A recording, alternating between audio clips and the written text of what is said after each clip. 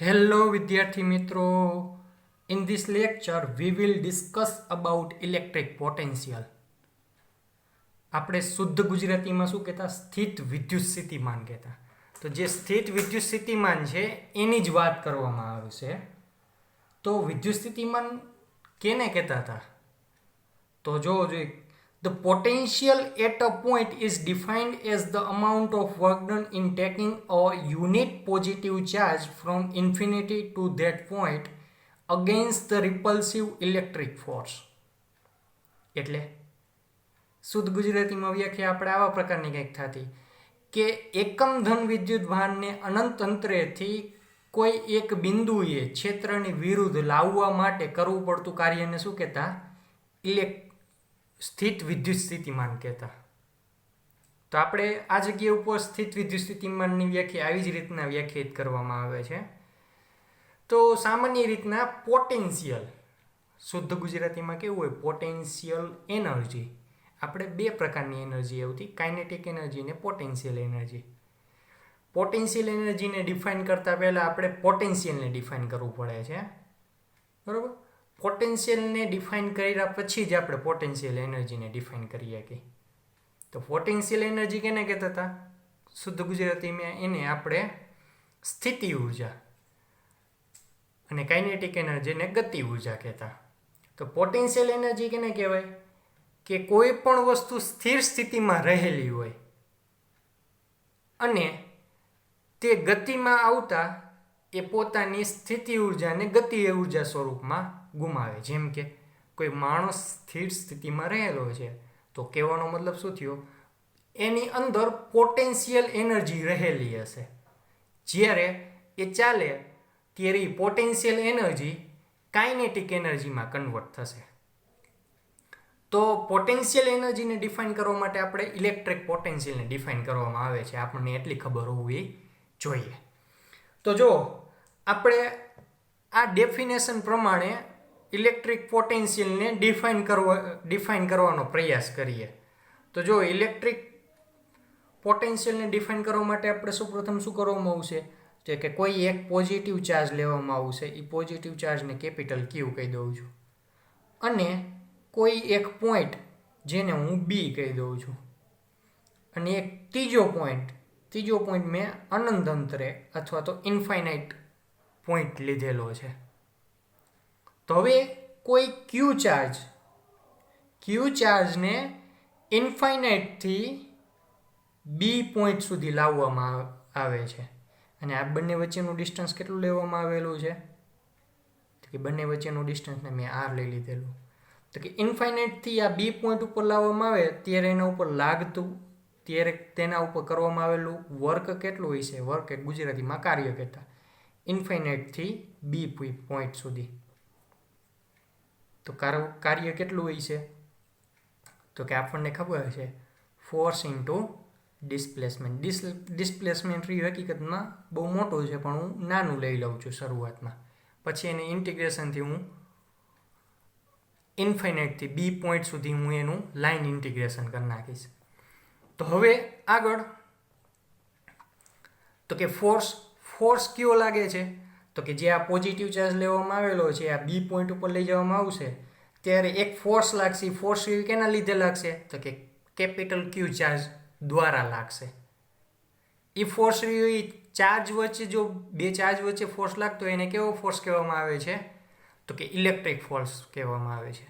અને એ ફોર્સની ડાયરેક્શન કેવી છે? તો કે આપણે ખબર આ પોઝિટિવ ચાર્જ દ્વારા ઇલેક્ટ્રિક ફિલ્ડની ડાયરેક્શન બહારની તરફ હોય તો ફોર્સની ડાયરેક્શન પણ કેવી છે? બહારની તરફ હોય છે.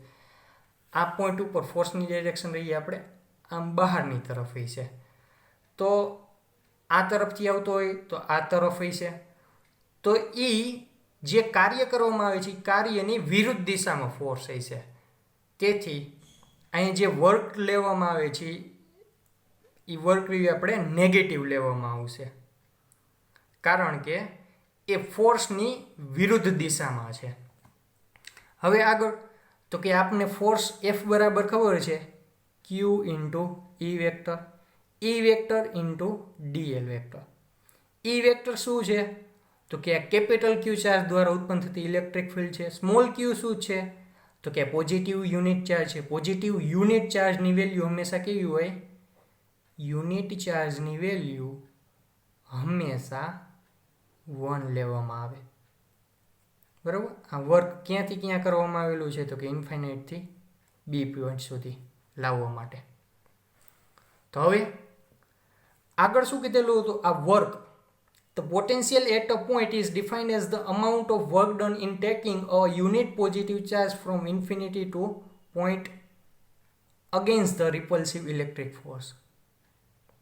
એટલે અનંત અંતરેથી આ પોઈન્ટ ઉપર લાવવા માટે એકમ ધન વિદ્યુતભાર ઉપર કરવામાં આવેલું કાર્ય. વી કેને કહેવામાં આવશે? ઇન્ફિનિટી ટુ બી. વી કેને કહેવામાં આવશે? તો કે આ કોઈ એકમ ધન વિદ્યુતભાર, આ ક્યુ વિદ્યુતભાર ઉપર કરવામાં આવેલા કાર્યને એટલે ડબલ્યુ બાય હું ક્યુ લખી શકું. ડબલ્યુ એટલે ઇન્ફિનિટી ટુ બી. હવે જોજે ડબલ્યુની વેલ્યુ મૂકું તો શું થાય છે? Minus Q E into DL vector upon Q. Q unit charge છે, ક્યુ યુનિટ ચાર્જ છે, એમ કરો તો પણ 1 થઈ જશે. આ ક્યુ અને આ ક્યુ બંને કેન્સલ થાય તો શું બનશે? V infinity to B is equal to minus E vector into DL vector. તો કે કોઈ એક યુનિટ ચાર્જને ડીએલ વેક્ટર જેટલું મૂવમેન્ટ કરવામાં આવે ત્યારે એના દ્વારા ઉત્પન્ન થતી ઇલેક્ટ્રિક પોટેન્શિયલની વેલ્યુ વી બરાબર infinity to B is equal to minus E vector into DL vector વડે દર્શાવી શકાય. ઇન્ફિનિટીથી બી સુધી આપણે શું કરવામાં આવશે? તો કે લેન્થ એલિમેન્ટનું ઇન્ટિગ્રેશન. તો એ વસ્તુનું હું આ જગ્યા ઉપર ડાયરેક્ટ આવી રીતના લખી શકું. V infinity to B is equal to minus integration of E vector into DL vector. ક્યાંથી ક્યાં ઇન્ટિગ્રેશન કરવામાં આવશે? તો કે ઇન્ફિનિટી ટુ બી. હવે આપણે આ પોઈન્ટ ઇન્ફાઇનાઇટ જ કેમ લેવામાં આવેલો છે? તો કે ઇન્ફાઇનાઇટ ઉપર પોટેન્શિયલની વેલ્યુ આપણે કેવી લેવામાં આવશે? 0 લેવામાં આવશે.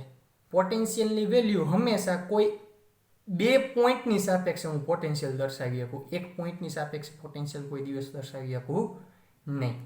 તો ઇન્ફાઇનાઇટ ઉપર પોટેન્શિયલની વેલ્યુ 0 રાખવામાં આવે તો આ પોટેન્શિયલની વેલ્યુ હું ક્યાં દર્શાવી શકીશ? બી પોઈન્ટ ઉપર. V B is equal to minus infinity to B E vector into DL vector. તો આપણને આ બી પોઈન્ટ ઉપર પોટેન્શિયલની વેલ્યુ મળી ગઈ છે. હવે આગળ પોટેન્શિયલની વેલ્યુ હવે આગળ તો કે આગળ મારે આવી જ રીતના મેં જેમ રેફરન્સ પોઈન્ટ તરીકે ઇન્ફાઇનાઇટ લીધેલું છે એવી જ રીતના હું રેફરન્સ પોઈન્ટ તરીકે ઓ લઉં તો વીબીની વેલ્યુ શું થઈ જશે? VB is equal to minus integration O to B E vector into DL vector. આ જગ્યા ઉપર રેફરન્સ પોઈન્ટ તરીકે આપણે ઇન્ફાઇનાઇટ લીધેલું હતું અને આ જગ્યા પર આપણે રેફરન્સ પોઈન્ટ તરીકે ઓ લીધેલું છે. તો આપણે હું અહીંયા શું કહી શકું? Here O is the standard reference point. આને હું શું કહી શકું? સ્ટાન્ડર્ડ રેફરન્સ પોઈન્ટ કહી શકું. બરાબર. હવે આગળ મેં આ જગ્યા ઉપર શું કરવામાં આવેલું છે પોટેન્શિયલની વેલ્યુ મેળવવા માટે? તો કે ઇલેક્ટ્રિક ફિલ્ડનું લાઇન ઇન્ટિગ્રેશન કરેલું છે. એમ પણ કહીએ કે ઇલેક્ટ્રિક ફિલ્ડનું લાઇન ઇન્ટિગ્રેશન કરવામાં આવે અને એની નેગેટિવ વેલ્યુ શું દર્શાવે છે? તો કે જે તે પોઈન્ટ ઉપર પોટેન્શિયલની વેલ્યુ દર્શાવે છે. હવે એનાથી આગળ તો કે આપણે ઇન્ટિગ્રેશનની વાત તો ઇલેક્ટ્રિક ફિલ્ડના ઇન્ટિગ્રેશનની વાત તો આપણે પાછળના લેક્ચરમાં કરેલી હતી. તો શું એ જગ્યા ઉપર વાત કરવામાં આવેલી હતી કે જો કોઈ પોઈન્ટ એ અને કોઈ પોઈન્ટ બીને એ થી બી પોઈન્ટ ઉપર કોઈ ચાર્જને લઈ જવામાં આવે આ માર્ગે અથવા આ માર્ગે લઈ જવામાં આવે તો આપને ખબર છે ઇલેક્ટ્રિક ફોર્સ શું છે? તો કે કન્ઝર્વેટિવ ફોર્સ છે. કન્ઝર્વેટિવ ફોર્સ માટે કોઈ પણ પાથ ઉપરથી આપણે કોઈ ચાર્જને એક પોઈન્ટથી બીજા પોઈન્ટ ઉપર લઈ જવામાં આવે તો એ પાથ કયા પાથ ઉપરથી લઈ ગયા છે એના ઉપર આધાર રાખતું નથી. બરાબર. પાથ ઇન્ડિપેન્ડન્ટ હોય છે. પણ હવે હું શું કરું છું? કોઈ એક પોઝિટિવ ચાર્જને એ થી લઈ જાઉં છું બી પોઈન્ટ ઉપર અને બી થી લઈ જાઉં છું એ પોઈન્ટ ઉપર, એટલે એ થી બી ઉપર લઈ ગયો અને બી થી એ ઉપર લઈ ગયો. તો આ જગ્યા ઉપર મારે ઇલેક્ટ્રિક ફિલ્ડનું ક્લોઝ લાઇન ઇન્ટિગ્રેશન કરવું હોય તો શું મળે? તો કે આ આપણે પાછળના લેક્ચરમાં જોઈ ગયા છીએ. ઇલેક્ટ્રિક ફિલ્ડનું ક્લોઝ લાઇન ઇન્ટિગ્રેશન એટલે કે the line integral of electric field, the line integral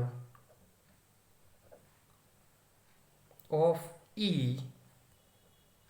around closed loop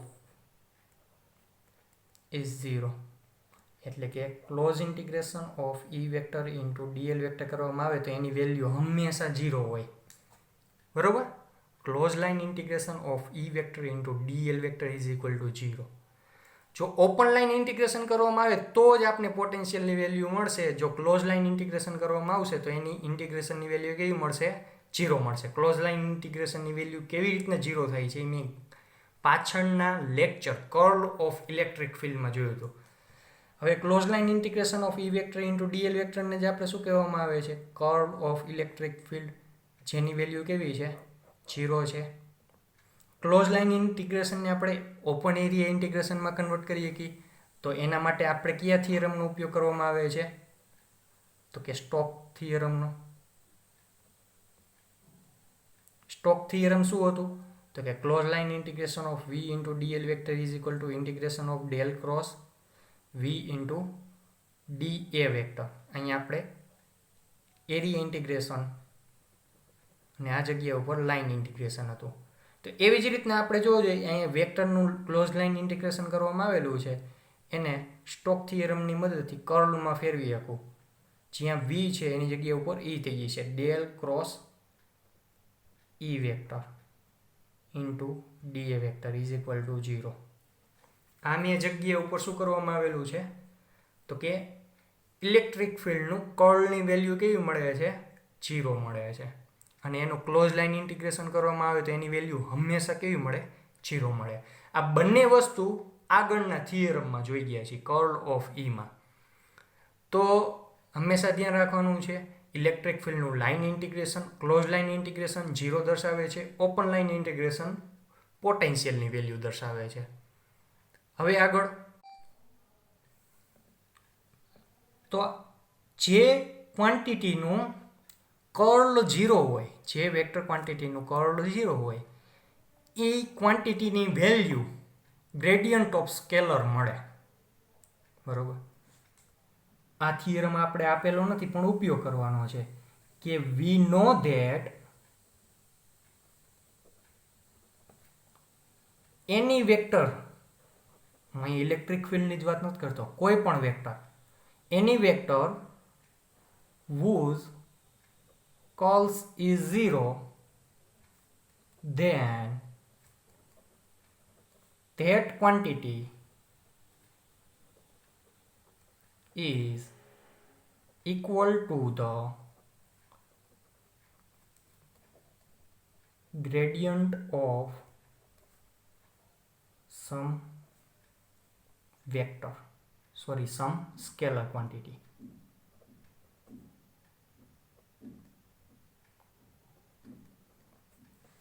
બરોબર? આ શું કહેવા માંગે છે?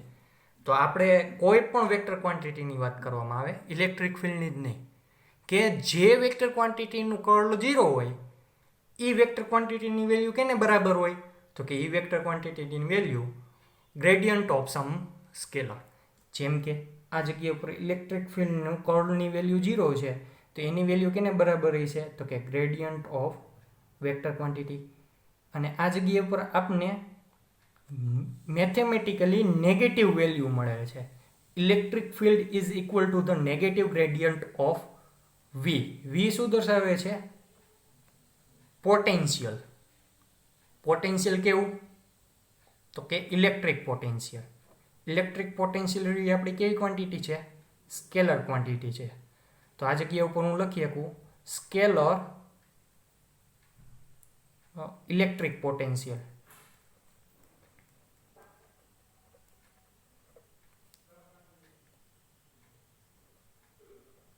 Scalar electric potential. તો જોવો જોઈએ આ જગ્યા ઉપરથી હું શું લખી શકું? તો electric field is equal to the negative gradient of scalar electric potential. બરોબર. તો આપણે ઇલેક્ટ્રિક ફિલ્ડની વેલ્યુ સ્કેલર પોટેન્શિયલ સ્વરૂપમાં આવી રીતના લખી શકાય. હવે આગળ તો કે હવે જે પોટેન્શિયલની વેલ્યુ છે પોટેન્શિયલની વેલ્યુ કોઈ ઇન્ફાઇનાઇટ પોઈન્ટની સાપેક્ષે ડિફાઇન કરી દીધેલી છે. બરોબર. તો હવે જે ઇલેક્ટ્રિક પોટેન્શિયલની વેલ્યુ છે હું બે પોઈન્ટની ડિફરન્સ સ્વરૂપમાં ડિફાઇન કરીશ. જેમ કે કોઈ પોઈન્ટ એ છે, કોઈ પોઈન્ટ બી છે. તો એ અને બી પોઈન્ટ ઉપર ઇલેક્ટ્રિક પોટેન્શિયલનો ડિફરન્સ મેળવીશ. એટલે કે વીબી માઇનસ વી એ મેળવવો હોય તો હું કેવી રીતના મેળવી શકું? તો એના માટે હું કોઈ એક રેફરન્સ પોઈન્ટ લઉં છું. એ રેફરન્સ પોઈન્ટ શું છે? ઓ છે. બરોબર. અને આ બંને વચ્ચેના ડિસ્ટન્સને હું શું લઉં છું? આર લઉં છું. તો રેફરન્સ પોઈન્ટ બી પોઈન્ટ ઉપર પોટેન્શિયલ અને એ પોઈન્ટ ઉપર પોટેન્શિયલનો આપણે ડિફરન્સ મેળવીશું. તો મેળવવું હોય તો આપણે શું લખીએ કે minus integration of E vector into DL vector. Reference point લખવામાં આવે એ નીચે લખવામાં આવે અને જે પોઈન્ટ ઉપર આપણે પોટેન્શિયલ મેળવવું હોય એને ઉપર લખવાનું. માઇનસ છે એટલે માઇનસ, પછી નિયમ અનુસાર માઇનસ ઓ થી A E vector into DL vector. તો જો minus minus plus integration of 0 to B O to B E vector into DL vector minus minus plus O to A E vector into DL vector. હવે આગળ તો કે જોવો જોઈએ minus integration of O to B E vector into DL vector. આ જગ્યા ઉપર આપણે લિમિટ ફેરવી નાખી. ઓ ને ઉપર લઈ જાય ને એને નીચે લઈ જાય તો શું બનશે? Integration of. તો અહીં જે પ્લસ છે એ શું કેવું થઈ જશે? માઇનસ થઈ જશે. તો જોજો એ થી ઓ E vector into DL vector. બંનેમાંથી જો હું માઇનસ સામાન્ય કાઢું, જોવો જોઈએ બંનેમાંથી માઇનસ સામાન્ય કાઢું તો integration of O to B E vector into DL vector plus integration of A to O E vector into DL vector. જોવો જોઈએ આ જગ્યા ઉપર આપણે શું કરી શકીએ છીએ? બે ઇન્ટિગ્રેશન લેવામાં આવેલા છે. ક્યાંથી ક્યાં? તો કે કોઈ રેફરન્સ પોઈન્ટને આપણે ઓ કહી દીધેલું છે અને આ પોઈન્ટ આપણો બી છે, આ પોઈન્ટ આપણો એ છે. ક્યાંથી ક્યાં લેવામાં આવેલું છે? આવી રીતના બી થી ઓ અને ઓ થી એ, અથવા ઓ થી બી અને એ થી ઓ. આપણું એ થી ઓ ઇન્ટિગ્રેશન છે અને આ ઓ થી બી ઇન્ટિગ્રેશન છે. બંને ઇન્ટિગ્રેશનનું શું થઈ જશે? સરવાળો થઈ જશે. તો શું બનશે? ઇન્ટિગ્રેશન ઓફ ઓ બંને વચ્ચેથી નીકળી જશે અને આખું ઇન્ટિગ્રેશન ક્યાંથી આવશે? તો કે એ થી બી વચ્ચે. Integration of A to B E vector into DL vector. આપણે શું મેળવ્યું? વીબી માઇનસ વી એની વેલ્યુ મેળવી. તો હંમેશા ધ્યાન રાખવાનું બે પોઈન્ટ ઉપર આપણે ઇલેક્ટ્રિક પોટેન્શિયલનો ડિફરન્સ મેળવવો હોય તો વીબી માઇનસ વી એ, જે પહેલો પોઈન્ટ હોય એ ઉપર લખવાનો, બીજો પોઈન્ટ હોય એ નીચે લખવાનો થઈ છે. તો હવે આગળ ઈ વેક્ટર બરાબર આપણે શું લખીએ કહીએ? તો કે VB minus V A is equal to integration of A to B.